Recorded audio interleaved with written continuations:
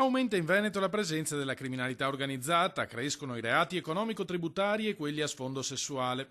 Calano invece drasticamente gli omicidi volontari, 51 nell'ultimo anno contro gli 83 del precedente, ma risultano più che raddoppiati i tentati omicidi, da 77 a 186. I dati sono stati diffusi dal procuratore generale della Corte d'Appello, Antonio Mura, durante la cerimonia di inaugurazione dell'anno giudiziario a Palazzo Grimani.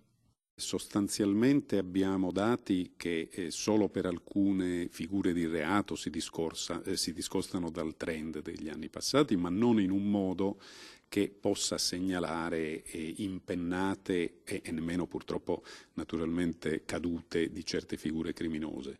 In calo le pendenze, che erano oltre 73.000 nel 2016 e sono scese a meno di 67.000 nel 2018, nonostante la cronica carenza di personale amministrativo negli uffici.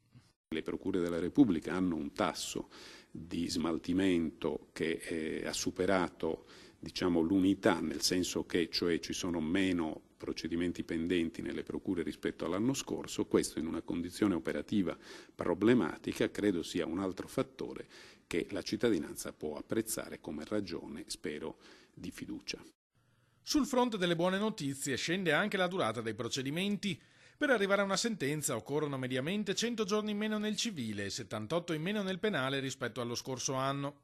I processi penali prescritti sono stati il 37,5%, un numero decisamente alto ma nettamente inferiore al 54% di 2 anni fa. È soprattutto il tema degli organici a preoccupare i magistrati intervenuti alla cerimonia, alla quale ha presenziato la Presidente del Senato Elisabetta Casellati. È la prima volta che la seconda carica dello Stato partecipa all'inaugurazione di un anno giudiziario a Venezia. Al suo fianco la ministra Erika Stefani, il governatore Luca Zaia, il patriarca Francesco Moraglia, il sindaco Luigi Brugnaro e il presidente della Commissione Giustizia del Senato Andrea Ostellari.